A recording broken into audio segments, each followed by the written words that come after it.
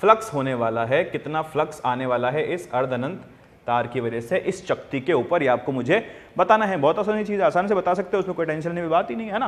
कैसे बताओगे, कैसे बताओगे? आपको पता है कि जो अर्ध अनंत तार होता है, अर्ध अनंत छड़ होती है, उसकी वजह से जो विद्युत क्षेत्र होता है वो कितना होता है। पहले तो ये सोचो, खुद पन्ने पलट के देखो, अगर नहीं पता हो तो वीडियो देखो वापस, अगर वो चीज नहीं आ रही तो उनको याद रखो, ठीक है। अच्छा, कैसे बताएंगे हम इसको? हम कहेंगे कि हम ना मान लेते हैं कि इससे r दूरी पे जाके एक हम एलिमेंट ले लेते हैं, एक वलय ले लेते हैं, ठीक है। एक वलय का छोटा सा वलय हम इसको मान लेते हैं, r दूरी पे जाके कितना है dr, r दूरी पे जाके कितना है dr थिकनेस का, dr थिकनेस का हमने वलय मान लिया, ठीक है। तो इसका क्षेत्रफल कितना होगा? 2 पाई r dr, जो मैं dA लिखूंगा छोटा सा, इसका छोटा सा dA कितना आएगा, छोटा क्षेत्रफल कितना आएगा इस वलय का? 2 पाई r dr। चलो अच्छी बात है, ये हमारे पास आ गया। ओहो, अब क्या करना है हमें? अब हमें करना है कि यहां पर जो ये है, यहां पर विद्युत क्षेत्र की बात करनी है। तो अगर मैं मान लेता हूं कि यहां पर विद्युत क्षेत्र आ रहा है E, तो E का मान क्या होगा? E का मान क्या होगा और किधर किधर होगा? तो E का मान होगा, एक तो उस घटक इधर आएगा और एक घटक इधर आएगा, जो कि अर्ध अनंत तार की वजह से, छड़ की वजह से आता है, और उसका मान होता है k लैम्डा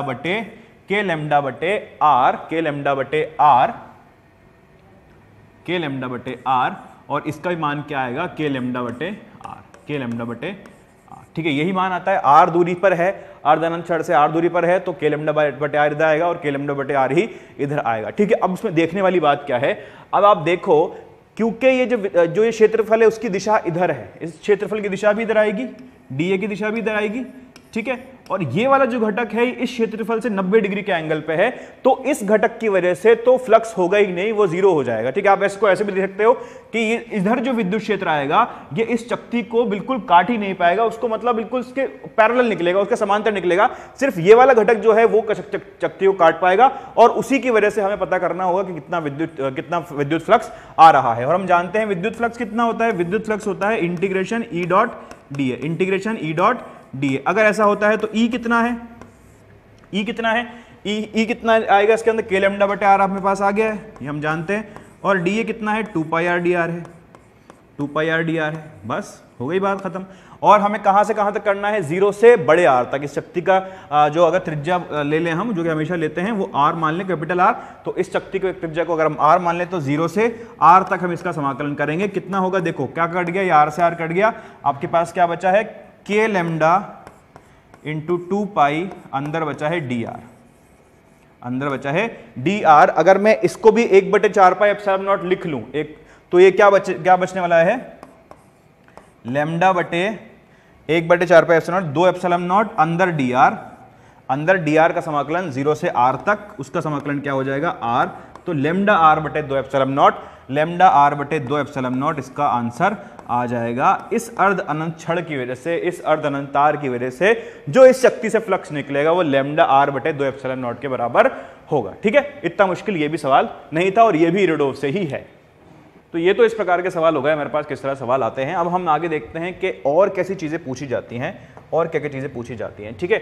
और क्या करना है हमें इसके अंदर? आपको मैंने पढ़ाया था कि किसी गोलाकार चालक या कुचालक की वजह से, कुचालक की वजह से कितना विद्युत क्षेत्र होता है अंदर बाहर, ये मैंने आपको समझाया। तो कुचालक की जब बात की थी हमने, तो कुचालक की बात हम इसलिए कर पा रहे थे वहां पे क्योंकि उसके अंदर माल मसाला होता है, ठीक है। उसके अंदर आवेश हो सकता है, चालक की तो प्रॉपर्टी है, चालक के तो गुणधर्म है कि उसके अंदर हो ही नहीं सकता, उसके अंदर जो आवेश होता है वो विद्यमान रह ही नहीं सकता है, ठीक है। वो बाहर ही आ जाएगा, क्योंकि उसके अंदर इलेक्ट्रॉन होते हैं, इलेक्ट्रॉन आसानी से चल के बाहर आ जाते हैं। तो इलेक्ट्रॉन चाहते हैं हम बिल्कुल दूर रहे अपने आप से, ठीक है। अगर वो दूर रहना चाहते हैं अपने आप से, तो वो सरफेस पे आके, सतह पर आके, पृष्ठ पे आके, उनको ऐसा लगता है कि वो सबसे अब इससे दूर नहीं जा सकते, तो वो चाहते हैं कि वो पृष्ठ पर रहें। तो ये तो एक हमारे पास गुणधर्म आ जाता है चालकों का, ठीक है। अब हम कुचालक की जब बात की थी हमने, तो कुचालक में हमने देखा था कि जो कुचालक होते हैं उनके अंदर जो आवेश होता है वो रह सकता है, उनके अंदर आवेश को हम रख सकते हैं। बिल्कुल हम उसको एकदम, हमने लिया आवेश को, उसके अंदर रखा और उसके अंदर हमने उसको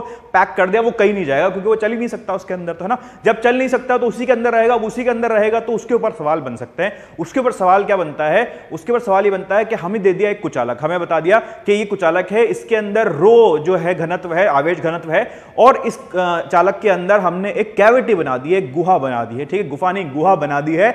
और इस गुफा में हमें देखना है कि कितना विद्युत क्षेत्र आने वाला है, कितना विद्युत क्षेत्र आने वाला है। मेरे मुंह से गुफा निकल सकता है क्योंकि मैं बोलते बोलते गुफा बोल सकता हूं उसको, तो मैं इसको कैविटी ही बोलूंगा बार बार, ठीक है। आप उसको गुहा ही समझना है, ठीक है। अच्छा, हम इसको देखते हैं कि इस पर सवाल किस प्रकार से बनता है, किस तरह से इस पर सवाल बन सकता है। हम बना लेते हैं, पहले हमारा कुचालक बना लेते हैं, बिल्कुल हम कुचालक बना लेते हैं, और उसके लिए हम यूज करते हैं अब कुचालक। ये हमने बनाया है हमारा कुचालक। देखो भाई, ये हमारा स्फीयर बन गया है, बड़ा सा हमने इसके अंदर स्फीयर बना लिया है, ठीक है भाई, हमें स्फीयर दे दो। ये हमारे पास स्फीयर आ गया है, तो हम इसके अंदर एक और गोला बना लेते हैं अब, जो कि वो जो गोला होगा वो हमें दिखाएगा कि इसमें कैविटी कहां पर है, यानी कि कैविटी यहां पर है। इसकी जो कैविटी है ये यहां पर है। इसका क्या मतलब है? कैविटी का मतलब क्या है कि ये जो कैविटी खाली जगह है, इसके अंदर, इस गोले के अंदर खाली जगह है। जैसे कि आपके पास क्रिकेट की बॉल है, ठीक है, क्रिकेट की बॉल होती है, आपने किसी तरह से ना उसके अंदर से जाके थोड़ा सा उसका थोड़ा सा उसका जो मैटर है उसको निकाल लिया, ठीक है। अगर आपने उसको निकाल लिया तो उसके अंदर छेद हो जाएगा, खाली जगह हो जाएगी। तो ये खाली जगह है इसके अंदर, ये इसके अंदर खाली जगह है। अगर ये खाली जगह है तो मुझसे पूछा यह जाता है कि इस खाली जगह में कितना विद्युत क्षेत्र होगा, इस खाली जगह में कितना विद्युत क्षेत्र होगा, इसके किसी भी बिंदु पे, इस खाली जगह में इसके किसी भी बिंदु पर कितना विद्युत क्षेत्र होगा, ये मुझे निकालना होगा, ठीक है। हम मान लेते हैं कि इस वाले में मुझे इस बिंदु पर, यहां पर इस बिंदु पर विद्युत क्षेत्र पता करना है। ये P बिंदु मैंने मान लिया है, यहां पर मुझे विद्युत क्षेत्र पता करना है। अगर मुझे यहां विद्युत क्षेत्र पता करना है तो इसका तो सेंटर केंद्र यहां होगा और इसका केंद्र यहां पे इसने यहां पर बता रखा है। चलो, अच्छी बात है। मैं बात करता हूं इस P बिंदु की यहां से कितनी दूरी होगी, यहां से इसके सेंटर से, जो हमारा गोला है उसके सेंटर से कितनी दूरी होगी। तो मैं बोल सकता हूं कि ये जो दूरी है ना, ये r1 वेक्टर के बराबर है। ये जो सदिश है ये r1 सदिश के बराबर है, ठीक है। और अगर मैं आपसे पूछूं कि इसकी दूरी इस वाले से, ये जो गोला है इस वाले गोले से कितनी दूरी होगी, तो आप बोलोगे कि ये जो दूरी है ये r2 वेक्टर के बराबर होगी। ये कितनी दूरी होगी? ये r2 वेक्टर के बराबर होगी, ठीक है। अगर मैं बोलता हूं कि अगर मुझे इन दोनों केंद्रों की दूरी पता करनी है तो वो किसके बराबर होगी, तो आप बोलोगे कि वो दूरी ऐसे निकालोगे सर, आप इसको आप बोल दोगे r वेक्टर है। हाँ भाई, बिल्कुल बोल सकते हैं हम।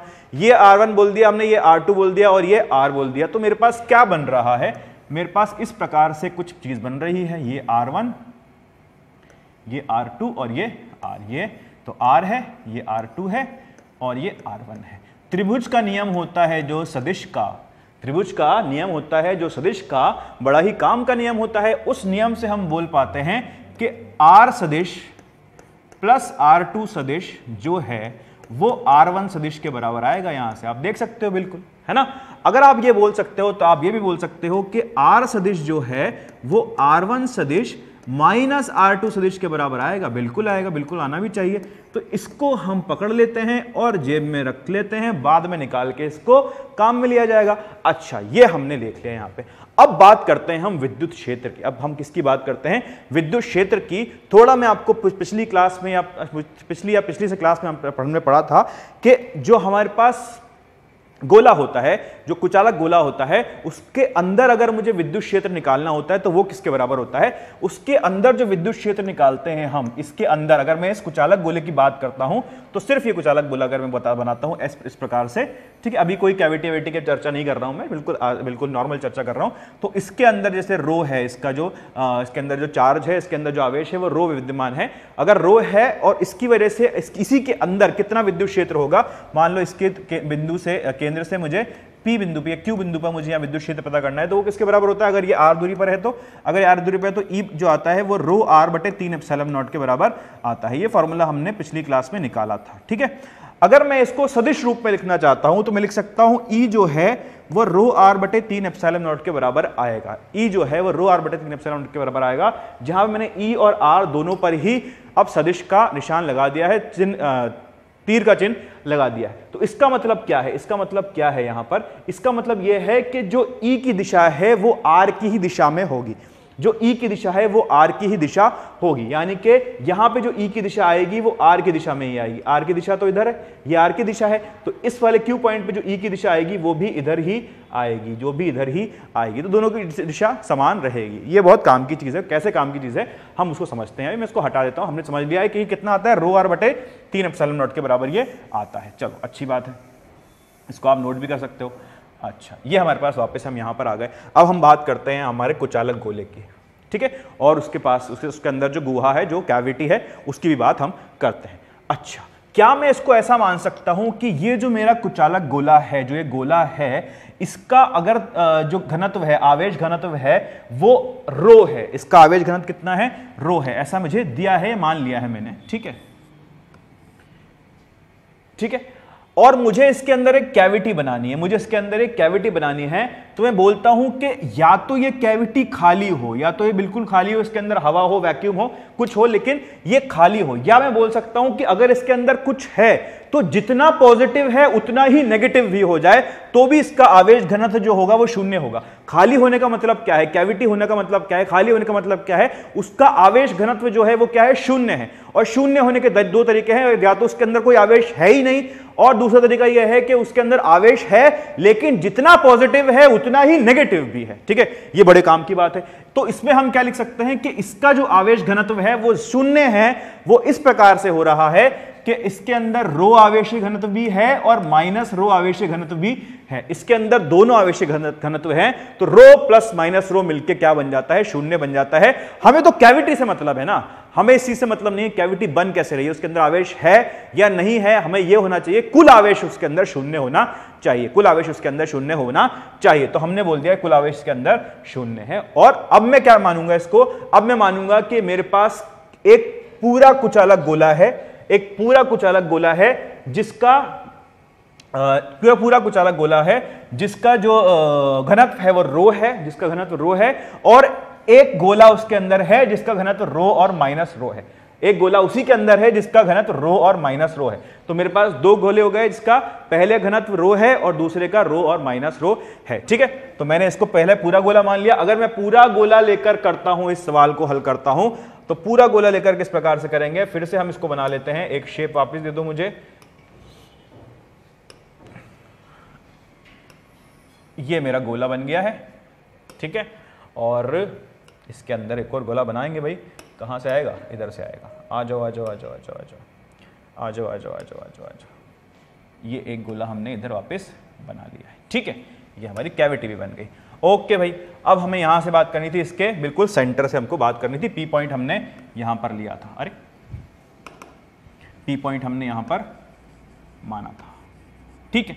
ओके, यहां से अगर बात करता हूं मैं, तो इसके अंदर, अब कुचालक गोले के अंदर ही हम, गोले के अंदर जो विद्युत क्षेत्र होगा वो किधर होगा, उसकी दिशा क्या होगी, उसके ऊपर चर्चा करेंगे। तो आपको मैंने बोला क्या, ई जो होता है वो रो आर बटे 3 एप्सिलॉन नॉट के बराबर आता है, और दिशा जो होती है वो आर की दिशा में होती है।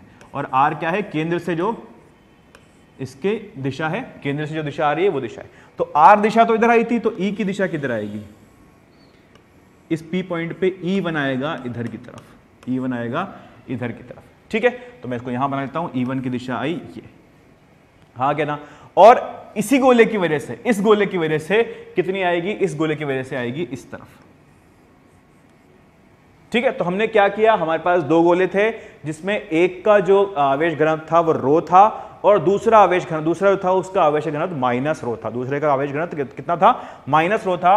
अगर मैं इसको E1 मान लेता हूं और इसको E2 मान लेता हूं, इसको E1 और इसको E2 मान लेता हूं, तो E1 और E2 मिलाकर मुझे क्या मिलने वाला है, मुझे मिलने वाला है जो E है, जो E है, E का है, E है वो E1 प्लस E2 के बराबर होती है। यह अध्यारोपण का नियम है हमारा, है ना, यह अध्यारोपण का नियम हमने पढ़ा है पहले।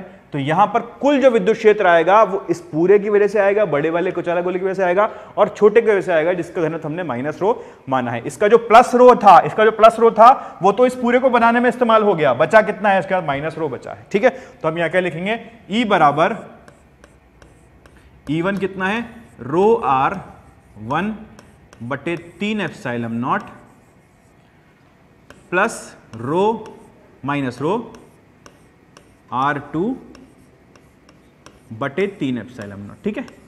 तो हमें इसको अगर कॉमन ले लो, उसको जो जो करना है कर लो, तो ई कितना आ जाएगा, रो बाहर बटे 3 एप्सिलॉन नॉट, और अंदर क्या बचेगा, R1 minus R2, R1 minus R2, R1 minus R2 सदिश हमारे पास बच जाएगा। तो हमें क्या मिलेगा, E बराबर रो बटे 3 एप्सिलॉन नॉट R सदिश। ठीक है, ठीक है, ये तो आपने जो जेब में रखा था उसको निकाला, यहां से R1 माइनस R2 को आपने क्या रख दिया, R के बराबर रख दिया। अब ये R क्या है, ये R क्या है, ये R है इन दोनों कुचालक गोलों के बीच में जो इनके जो केंद्र हैं उनको जोड़ने वाली जो रेखा है, उनको जोड़ने वाला जो सदिश है, उनको जोड़ने वाला जो दिशा है उसको हमने R दर्शाया था। तो उनको जोड़ने वाली दिशा तो ये है, उनको जोड़ने वाली दिशा तो ये है। तो जो कुल विद्युत क्षेत्र आएगा मेरे पास वो उसी दिशा में आएगा जो दिशा इन दोनों कुचालक गोलों को जोड़ रही है। ठीक है, ये बहुत काम की चीज है। तो जो भी कुचालक, जो भी मेरे पास कैविटी बन रही है, जो भी यहां पर कैविटी बन रही है मेरे पास, उस कैविटी में विद्युत क्षेत्र की दिशा क्या होगी, उस कैविटी में विद्युत क्षेत्र की दिशा होगी जो कि उन दोनों को जोड़ने वाले, इनके केंद्रों को जोड़ने वाले दिशा को दर्शाएगी। ठीक है, तो अगर इसको बनाना चाहता हूं तो किस प्रकार से दिखाऊंगा, मैं इसको ऐसे दिखाता हूं। ये मेरे पास एक गोला, ठीक है, और ये भी गोला, ये केंद्र इसका और ये इसका केंद्र, इन दोनों को जोड़ने वाली रेखा, ये रेखा इन दोनों को जोड़ रही है। ठीक है, तो इसके अंदर जो विद्युत क्षेत्र आएगा उसकी दिशा क्या होगी, इनके अंदर विद्युत क्षेत्र जो आएगा उसकी दिशा इस तरफ होगी। ठीक है, तो ई की दिशा हमारे पास इस तरफ आने वाली है, ये हमें मिल गया ई की दिशा। अगर इस तरह से होता, ये होता, ये और ये होता, तो क्या होता, इन दोनों को जोड़ने वाली लाइन कौन सी है, ये लाइन है इन दोनों को जोड़ने वाली। अगर इन दोनों को जोड़ने वाली लाइन ये है तो इसी के समांतर हम और रेखाएं बना देते और वो दिशा हमें बताती कि ई की दिशा किधर आ रही है, ई की दिशा किधर आ रही है। और मान क्या लेते, मान क्या लेते, अगर ये यहां से मान लो x दूरी पर है, इन दोनों के बीच में दूरी x है। ठीक है, इन दोनों के बीच, इन दोनों केंद्रों के बीच दूरी x है, तो कितना माना जाता, ई बराबर रो x बटे 3 एप्सिलॉन नॉट। और दिशा किधर आती, दिशा हमने इधर बना दी। इन दोनों के बीच में अगर मान लेते हैं y होती, मान ले क्या x y मान लो। ठीक है, इन दोनों के बीच में दूरी कितनी है y, इन दोनों केंद्रों के बीच में दूरी कितनी है y, तो कितना आ जाता, ई कितना आ जाता, रो y बटे 3 एप्सिलॉन नॉट। और दिशा किधर आती, दिशा हमने दिखा रखी, दोनों केंद्रों को जोड़ने वाली रेखा जिस तरफ होगी उसी की दिशा आएगी। तो बहुत अच्छी बात है। ठीक है, बड़ी मजेदार बात है। इस मजेदार बात को हमें सवालों में इस्तेमाल करना पड़ता है। हमें दिशा चाहिए होती है, अगर हमें दिशा पता नहीं होगी तो हम सवाल हल ही नहीं कर पाएंगे। हमें ये पता नहीं चलेगा किस तरफ जा रही है इलेक्ट्रिक फील्ड, लग किस तरह रही है, विद्युत क्षेत्र है किस दिशा में, अगर वही नहीं पता चलेगा तो हम किस तरह से हल कर पाएंगे सवालों को। तो हमें हल करने के लिए दिशा चाहिए होती है और दिशा इस प्रकार से हम निकाल सकते हैं। आपने इसको प्रूव करके समझ लिया है। तो ये तो हमने प्रूव किया कुचालक गोले के लिए, कुचालक गोले के लिए प्रूव कर लिया। अब हम प्रूव किसके लिए करेंगे, हम कर लेते हैं कुचालक सिलेंडर के लिए प्रूव हम कर लेते हैं। उसमें भी कौन सी बड़ी बात है, पहले सिलेंडर बना लो भाई। सिलेंडर आओ, कहाँ है सिलेंडर, सिलेंडर सिलेंडर सिलेंडर, ये हमारा सिलेंडर ये रहा। लेकिन चलो ठीक है, बना लेते हैं, कोई दिक्कत नहीं है। ठीक है, थोड़ा सा तो बहुत ही बढ़िया बन रहा है। ये हमारा सिलेंडर आ गया भाई। अगर ये हमारा सिलेंडर है तो हमें बताना है कि इसके अंदर अगर एक कैविटी, एक गुहा बना दी जाए तो उसमें विद्युत क्षेत्र की दिशा किस तरफ होगी, वो हम निकालेंगे। किस प्रकार निकालेंगे, चलो देखते हैं। हम बना देते हैं इसके बीच में एक रेखा, एक रेखा से हम इसको जोड़ देते हैं। ठीक है, एक रेखा दे दो हमें, इसको हम ऐसे बीच से जोड़ देते हैं। ठीक है, हमने यहां से इसको जोड़ दिया है और इससे r दूरी पर, इससे r दूरी पर मुझे बताना है अगर मैं एक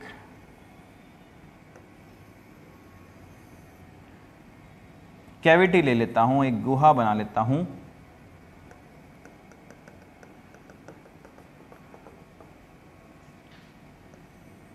तो इस गुहा में विद्युत क्षेत्र की दिशा क्या होगी। ठीक है, ये हमने R ले लिया है। मान लेते हैं कोई भी बिंदु, इस P बिंदु पे बात करते हैं। इस P बिंदु पे मुझे पता करना है कि विद्युत क्षेत्र कितना होगा, विद्युत क्षेत्र कितना होगा मुझे इस P बिंदु पे पता करना है। तो मैं बोलूंगा यहां से जो विद्युत क्षेत्र आएगा, यहां से दूरी है ये R1 दूरी है और इस गुहा से जो दूरी है वो R2 दूरी है। मैं किस प्रकार से मानता हूं, आप जानते हो हम किस प्रकार से मानते हैं। हम ये मानते हैं कि ये जो गुहा है इसके अंदर, इसका जो घनत्व है वो रो और माइनस रो है, मिला के कितना है 0, और रो और माइनस रो है। तो जो पॉजिटिव वाला होता है उसको तो हम यूज कर लेते हैं इसके साथ, उसको तो हम यूज कर लेते हैं इसके साथ, बड़े वाले के साथ, और जो माइनस रो बचता है उसको हम अलग से उसका विद्युत क्षेत्र निकाल के लिखते हैं। तो हमें क्या लिखना है, हम मान लेते हैं मेरे पास ये जो कुचालक सिलेंडर है, कुचालक सिलेंडर जो बेलनाकार है, ये बेलनाकार सिलेंडर है मेरे पास, इसका जो विद्युत क्षेत्र आने वाला है पूरे का यानी कि इस गुहा में जो रो मिलाया है मैंने, उस रो को इसके अंदर मिला के जो विद्युत क्षेत्र आने वाला है वो कितना आने वाला है, उसको मैं बोलता हूं E1। क्या बोलता हूं, E1। और वो किसके बराबर आएगा, रो R1 बटे 2 एप्सिलॉन नॉट। ये हम कर चुके हैं पहले, इसको हम निकाल चुके हैं कि सिलेंडर के अंदर, जब हम सिलेंडर के अंदर होते हैं तो कितना विद्युत क्षेत्र आता है, वो रो R1 बटे 2 एप्सिलॉन नॉट के बराबर आता है। और इसकी वजह से बात करता हूं, अगर इस वाले सिलेंडर की वजह से मैं बात करता हूं, जो मेरे पे गुहा थी जिसको मैंने माइनस रो का एक सिलेंडर मान लिया है, माइनस रो का सिलेंडर मान लिया है, उसकी वजह से जो विद्युत क्षेत्र आने वाला है वो कितना आने वाला है, रो R2 बटे 2 एप्सिलॉन नॉट, प्लस रो के माइनस रो, बिल्कुल माइनस रो आएगा यहां पर, क्योंकि हमने माइनस वाले यहां पर विद्युत आवेश घनत्व माना है। और कुल विद्युत क्षेत्र यहां पर कितना आएगा, कुल विद्युत क्षेत्र जो होगा वो E1 प्लस E2 के बराबर आएगा, E1 प्लस E2 के बराबर आएगा, और वो कितना होगा, वो होगा रो बटे 2 epsilon not R1 vector minus R2 vector. ठीक है, मैंने डायरेक्टली लिख दिया। अब इस R1 और R2 की चर्चा करते हैं थोड़ी बहुत, या R1 R2 का मतलब क्या है। आप देखो कि R1 है और ये R2 है, इन दोनों का अगर मैं देखता हूं तो आप देख सकते हो कि R1 में से अगर R2 को घटा दिया जाए तो ये मेरे को R वेक्टर मिल जाएगा। तो मुझे क्या मिल जाएगा, मुझे ये R वेक्टर मिल जाएगा। ठीक है, अब आप क्या बोल सकते हो कि ये जो होगा, ये जो विद्युत क्षेत्र आएगा, ये रो बटे 2 एप्सिलॉन नॉट R वेक्टर के बराबर आएगा। E जो है वो कुल E जो आ रहा है इसका रो R बटे 2 एप्सिलॉन नॉट के बराबर आएगा। अगर ये रो R बटे 2 एप्सिलॉन नॉट के बराबर आ रहा है, अगर ये रो R बटे 2 एप्सिलॉन नॉट के बराबर आ रहा है, तो इसका मतलब क्या है, इसका मतलब ये है कि इन दोनों की जो ये रेखा है, जो केंद्रीय रेखा है, इनको जोड़ने वाला जो सदिश है, उसी सदिश की दिशा में इसमें विद्युत क्षेत्र की दिशा आने वाली है। तो यहां पर विद्युत क्षेत्र की अगर दिशा बनाता हूं, अगर विद्युत क्षेत्र की दिशा में बनाता हूं इसके अंदर, तो कितनी दिशा आएगी इसके अंदर दिशा आएगी इस तरफ, ऐसे। ये विद्युत क्षेत्र की दिशा होगी इस कैविटी में, क्योंकि है तो कैविटी ना, हमने उसको प्लस माइनस माना था, प्लस रो माइनस रो माना था, उसका मतलब थोड़ी कैविटी चली गई कहीं चली गई कैविटी नहीं जाती कहीं भी। ठीक है, कैविटी में रहती है, हम मानते हैं उसको। तो उसके अंदर विद्युत क्षेत्र की दिशा आएगी वो इस तरफ आ जाएगी। ठीक है, यही समझाना था मुझे आपको कि विद्युत क्षेत्र की दिशा जो है वो किस तरफ आएगी। आप इसके अंदर देख सकते हो जो विद्युत क्षेत्र आ रहा है ना, वो समांतर आ रहा है, और समांतर विद्युत क्षेत्र पर कितने सारे सवाल बनते हैं, कितने सारे एक समान विद्युत क्षेत्र जब होता है उस पर कितने सारे सवाल बनते हैं, हमने किए भी थे। ठीक है, तो आप देख सकते हो जब ऐसा होगा तो आपको बता देगा कि एक सिलेंडर है या एक कुचालक गोला है। ठीक है, कुचालक सिलेंडर, कुचालक गोला है, उसने बोल देगा कि एक कैविटी है, उस कैविटी के अंदर एक चार्ज को आपने छोड़ दिया है, आप एक चार्ज को आपने छोड़ दिया है, वो यहां से यहां पहुंचने में कितना समय लगाएगा, कैसे चलेगा, कुछ भी सवाल बन सकता है। अगर आपको यही पता ना हो इसके अंदर कि इसके अंदर जो विद्युत क्षेत्र आने वाला है वो एक समान आने वाला है, या ये पता ना हो कि इसकी दिशा क्या होगी, तो आप बता ही नहीं सकते, उस सवाल को कर ही नहीं सकते हो। आपको ये बहुत जरूरी है समझना कि इनकी दिशा किधर आ रही है, इसकी दिशा कैसे निकल रही है, कैसे हम बता पा रहे हैं इसकी दिशा। तो इसी को आगे बढ़ाते हैं और हम एक सवाल कह रहा हूं, एक और चीज देखते हैं। जब हमारे पास एक अनंत चादर हो, अगर मेरे पास एक अनंत चादर है तो उस अनंत चादर का जो विद्युत क्षेत्र होगा वो कितना होगा, पहले तो हम वो पता करते हैं। और उसके अंदर भी हम एक गुहा लगाएंगे, उसके अंदर भी हम एक गुहा देखेंगे, उसके अंदर एक कैविटी हो, तो उस कैविटी में किस प्रकार से विद्युत क्षेत्र होगा, उसकी दिशा क्या होगी, उसका मान क्या होगा। पहले तो मान की बात करते हैं। हमारे पास जो अनंत चादर है वो कुछ इस प्रकार से है। ये तो नीला हो गया, इसको हटा दो, हट जाओ। ठीक है, अब पेन दो, कलर आ जाओ, कलर। ठीक है, तो हम बना लेते हैं कि हमारे पास जो चादर होगी, अनंत चादर, वो कुछ इस प्रकार से मैं बना सकता हूं, कुछ इस प्रकार से मैं बना सकता हूं। ठीक है, ये एक शीट की तरह है, ये एक मेरे पास पट्टिका होती है और पट्टिका की तरह है, अनंत पट्टिका की तरह है, लेकिन ये मोटी है, ये मोटी है। अगर उस शीट के अंदर मैं घुस जाऊं, अगर मैं मान लूं कि शीट बहुत पतली है लेकिन मैं उससे ही पतला हो सकता हूं, उसके अंदर जा सकता हूं, तो मैं देखूंगा कि उसके अंदर विद्युत क्षेत्र कितना आएगा। अगर इसके बाहर के विद्युत क्षेत्र की बात करता हूं, अगर उसको बहुत दूर से मैं जाकर देख रहा हूं, तो इसको बहुत दूर से देखने में जो विद्युत क्षेत्र होगा वो सिग्मा बटे 2 एप्सिलॉन नॉट के बराबर आएगा। ये हम पहले देख चुके हैं, हम पहले कर चुके हैं। इसका हमने क्या किया था, हमने चक्ति माना था पहले उसको। ठीक है, हमने चक्ति के लिए निकाला था, फिर चक्ति को मान लिया था कि हमने चक्ति अनंत है। ठीक है, उसके बहुत पास चले जाएं, उसके बहुत पास जाके हमने देखा था कि सिग्मा बटे 2 एप्सिलॉन नॉट इसका इसकी वजह से विद्युत क्षेत्र आया था। अगर ऐसा है तो अगर ये अनंत चादर जो है इसकी वजह से विद्युत क्षेत्र कितना होगा, बाहर तो सिग्मा बटे 2 एप्सिलॉन नॉट ही आना है, अंदर की बात करते हैं अंदर कितना आने वाला है। तो अंदर निकालने के लिए हम क्या करेंगे, अंदर निकालने के लिए हम इस्तेमाल करेंगे गॉस के नियम का। गॉस के नियम का हम इस्तेमाल करेंगे इसके अंदर। तो गॉस का नियम बोलता है कि आपको गॉस का नियम लगाने के लिए गॉसियन पृष्ठ होना चाहिए, गॉसियन पृष्ठ पता होना चाहिए। तो गॉसियन पृष्ठ किस तरह मानोगे, मैं बोलता हूं कि गॉसियन पृष्ठ को आप इस तरह मान लो, एक सिलेंडर इस प्रकार से, इस प्रकार से एक सिलेंडर मान लो, और इनके बीच की रेखा, इनकी मध्य रेखा से निकलते हुए, इनकी मध्य रेखा से निकलता हुआ अगर ये सिलेंडर है, ठीक है, गॉसियन सिलेंडर है, अगर ये r दूरी पर है यहां से, तो यहां से भी r दूरी पर होगा। इस प्रकार से मैंने इसको लिया है, r दूरी और r दूरी पर इस प्रकार से होगा।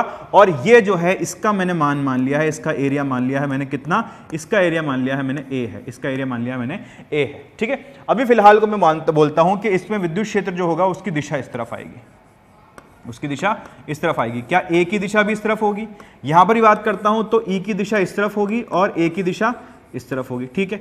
और यहां पर जो ए होगा उसकी दिशा इस तरफ होगी और यहां पर जो ए होगा उसकी दिशा इस तरफ होगी, ठीक है। आप देख सकते हो कि जो ये वक्र पृष्ठ है, जो वक्र सतह है, वहां पर ए और ई के बीच में 90 डिग्री का कोण बन रहा है। तो यहां से तो कोई फ्लक्स निकलने नहीं वाला, cos 90 बराबर 0 हो जाएगा, तो वहां से तो कोई फ्लक्स आने ही नहीं वाला।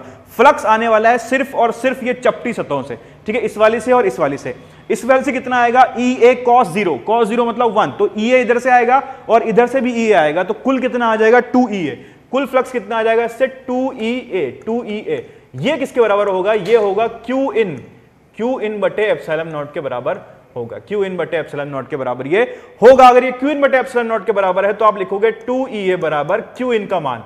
Q इन का मान कैसे लिखोगे, Q इन का मान निकलने के लिए आपको पता है कि इसके अंदर जो विद्युत क्षेत्र है वो रो है, इसके अंदर जो आवेशीय घनत्व है वो रो है, इसके अंदर जो आवेशीय घनत्व है वो रो है। अगर इसके अंदर आवेशीय घनत्व रो है, इसके अंदर आवेशीय घनत्व रो है, तो ये जो यहां पर जितना भी आवेश विद्यमान होगा उसका मान कितना होगा। क्या मैं इस रो को इसके आयतन से, इसके वॉल्यूम से मल्टीप्लाई कर दूं तो मुझे क्यू मिल जाएगा। क्यू क्या होता है, क्यू होता है, सॉरी, रो क्या होता है, रो होता है क्यू बटे वी के बराबर, क्यू बटे वी के बराबर। मुझे चाहिए क्या, मुझे क्यू चाहिए, तो क्यू क्या होगा, रो वी के बराबर होगा, रो इंटू वी, ठीक है। रो को वी से मैं गुणा कर देता हूं, तो क्या लिखता हूं मैं, रो को क्या लिखूं, रो तो रो है, और वी को क्या लिखूं, वी को मैं लिखूं यहां से a इंटू 2r, इसकी a इंटू 2r, इसका जो क्षेत्रफल है a और उसको उसकी लंबाई से मल्टीप्लाई कर दो, तो a इंटू 2r। तो a से a कट गया, यहां पर आपके पास क्या बचेगा, ये 2 से 2 कट गया, आपके पास बचेगा e जो है, 2 से 2 कट गया, e जो है वो रो आर बटे एप्सिलॉन नॉट के बराबर आ जाएगा, रो आर बटे एप्सिलॉन नॉट के बराबर आ जाएगा, ठीक है। यहां पर मैंने ई से ई, यहां से ई काट दिया, ई नहीं कटेगा, ठीक है। अगर मैं इसके ऊपर दिशा लगा देता हूं, इसके ऊपर आर लगा देता हूं, सदिश लगा देता हूं, तो ई की दिशा वही होगी जो आर की दिशा है, ई की दिशा वही होगी जो आर की दिशा है। इसको हम समझते हैं अब, जब हम इसके अंदर कैविटी बना दें, अगर मैं इसके अंदर एक कैविटी बना दूं, इस तरह से अनंत चादर है मेरे पास,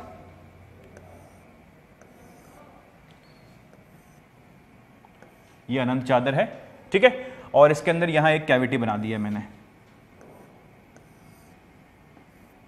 ठीक है, 3D में है, इसको आप 3D में समझना। यहां से ये इसकी बीच की रेखा है और यहां से भी एक इसकी बीच की रेखा बना दो, ठीक है, ये बन गया आपके पास। अच्छा, अब क्या बोल सकते हैं हम कि इन दोनों की बीच की रेखा को जोड़ने वाली जो रेखा है उसकी दिशा इधर आ रही है, इस तरफ आ रही है, ठीक है, ये आर सदिश आ रहा है। हम पिछले दो में यही करते आ रहे हैं कि हमने निकालना है कि जो आर सदिश है, इन दोनों की जो केंद्र को या इनकी केंद्रीय रेखाओं को जोड़ने वाला जो सदिश है उसकी दिशा किधर आ रही है, उसकी दिशा हमें पता चल जाती है, तो हम बता पाते हैं कि ई की दिशा किधर होगी, जो कुल ई आने वाला है इसमें उसकी दिशा किधर होगी। तो उसकी दिशा हम क्या बोल सकते हैं, क्योंकि आर इधर है, क्योंकि आर इधर आ रहा है, तो जो उसकी दिशा आने वाली है, जो ई की दिशा आने वाली है, वो भी इसी तरफ आने वाली है, वो भी इसी तरफ आने वाली है, इस तरह से। इसके अंदर भी आप देखोगे तो एक समान एक विद्युत क्षेत्र बनेगा और उसके ऊपर भी अच्छे सवाल बन सकते हैं, ठीक है, ऐसा है। तो ये इस प्रकार से अगर कैविटी का हमारे पास आता है, किसी भी तरह की कैविटी आ सकती है, उसके अंदर हम जो दिशा है और उसका मान है हम निकाल सकते हैं। तो क्या क्या मान हमने देखे, हम तीनों देख लेते हैं एक बार फिर से, हम तीनों को लिख भी लेते हैं। हमने क्या देखा, हमने देखा पहले तो एक कुचालक गोला, ठीक है, एक कुचालक गोला है,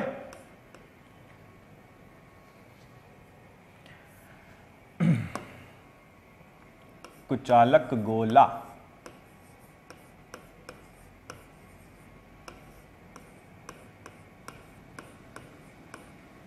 ठीक है। और हमने देखा क्या, कुचालक, सिलेंडर, बेलन, सिलेंडर ही लिख देता हूं मैं, सिलेंडर।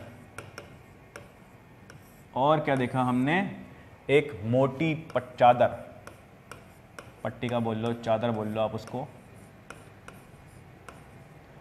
ठीक है। अब ये क्या क्या हो सकता है, कुचालक गोले में हमने क्या बोला, कुचालक गोला जो है उसके अंदर की बात कर रहा हूं। अब मैं अंदर अंदर की बात करता हूं, इसके भी अंदर, इसके भी अंदर और इसके भी अंदर, तीनों में अंदर की बात कर रहा हूं मैं अभी।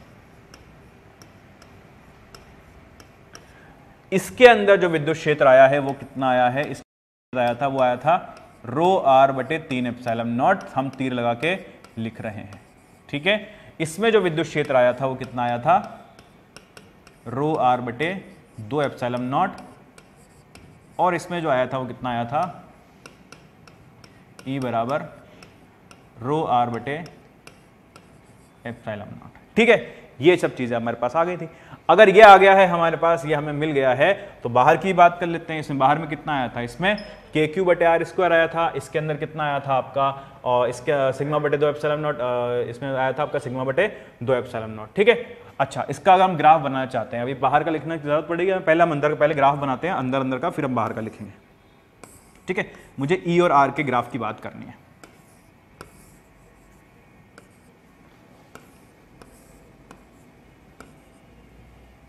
चलो देखो, तो यहां पर देखोगे आप, अंदर जब हम हैं, यानी कि जब त्रिज्या जो है इसकी अगर इस प्रकार से है, अगर मैं इसकी त्रिज्या ले लेता हूं a, कितनी लेता हूं त्रिज्या a, और इस सिलेंडर के अंदर मैं इसकी मोटाई ले लेता हूं a, इसकी मोटाई ले लेता हूं a, बिल्कुल इसकी सेंटर वाली लाइन से इसकी मोटाई a, और इसके अंदर, इस पट्टिका के अंदर, चादर के अंदर, ठीक है, बिल्कुल सेंटर वाली लाइन से जो दूरी है उसको भी ले लेता हूं मैं कितना a, ठीक है। ए दूरी की हम बात कर रहे हैं।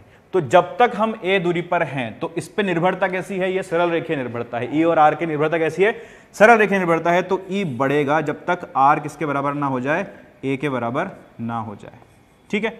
इसमें देख, तो इसके अंदर भी ई जो है बढ़ेगा जब तक कि आर क्या ना हो जाए, ए के बराबर ना हो जाए। ये इधर ई है और इधर आर है, ठीक है, इधर भी ई है और इधर आर है, ठीक है। इसमें भी आप देखते हो, तो कहां तक बढ़ेगा, जब तक कि ई किसके बराबर ना हो जाए, आर के बराबर ना हो जाए। तो ये तो अंदर की बात हमने करी। निर्भरता भी लिख लेते हैं हम यहाँ पे, किस प्रकार से निर्भर कर रहा है, ये ई है और ये फिर से आर यहाँ पे लिख लो। तो यहाँ पे तो ई जो है वो आर के समानुपाती है, ठीक है। यहाँ पर भी समानुपाती है और यहाँ पर भी समानुपाती है, ये तीनों में समानुपाती है, ठीक है। अच्छा, एक मिनट, एक मुझे इरेजर दे दो थोड़ा सा, क्योंकि ये मुझे जगह यूज करनी पड़ेगी, यहाँ पे हटा दो इसको। चलो, ये बात हो गई। अच्छा, अब बात करते हैं बाहर की। जब बाहर की बात करें तो कुचालक गोले के बाहर जब आप चले जाते हो, तो उसमें कितना विद्युत क्षेत्र आता है, वो आता है के क्यू बटे आर स्क्वायर, के क्यू बटे आर स्क्वायर। तो ये निर्भरता कैसी होगी, ये इस प्रकार से बदलेगी, ठीक है। और हम लिखेंगे ई जो है, अब जब हम गोले के बाहर आ रहे हैं तो 1 बटे आर स्क्वायर पर निर्भर कर रहा है, ठीक है। इसी तरह इसकी बात करते हैं सिलेंडर की। तो सिलेंडर कितना होता है, इसको आप देखोगे बाहर से, तो ये एक आपको अनंत रेखीय वितरण की तरह दिखेगा, जो कि 2k लैम्डा बटे आर से इसकी विद्युत क्षेत्र दिया जाता है। तो यहां पर भी ये फॉर्मूला ग्राफ ऐसा आएगा, और ये निर्भरता कैसी होगी, 1 बटे आर पे निर्भर करेगा, ठीक है। अब यहां पर बाहर देखते हैं, हम पट्टिका के बाहर देखते हैं, तो ई जो आता है वो सिग्मा बटे 2 एप्सिलॉन नॉट के बराबर आता है। ओहो हो, ये तो कांस्टेंट होता है, ये तो नियत होता है, और अगर ये नियत है तो यहां पर ये लाइन सीधी बनेगी, ठीक है। तो हमें क्या मिल गया, हमें मिल गया कुचालक गोला, कुचालक सिलेंडर, मोटी चादर में ग्राफ भी बना लिया हमने, अंदर भी विद्युत क्षेत्र देख लिया, बाहर विद्युत क्षेत्र देख लिया, और कैविटी भी देख लिया कि कहां कहां किस तरफ उसकी दिशा होती है, ठीक है। तो ये बात हुई हमारे कैविटीज की, गुहाओं की नहीं, किसकी, गुहाओं की, ठीक है। तो चलो, आज तो हमने ये समझा, इसी चर्चा को हम आगे बढ़ाएंगे और अभी गॉस लॉ पढ़ेंगे, गॉस लॉ के ऊपर और अभी हम चीजें सीखनी है, अभी खत्म नहीं हुआ है, ठीक है। तो अभी रिलैक्स होने की जरूरत नहीं है आपको, रिलैक्स तो आपको होना ही नहीं जब तक एग्जाम नहीं होता, ठीक है।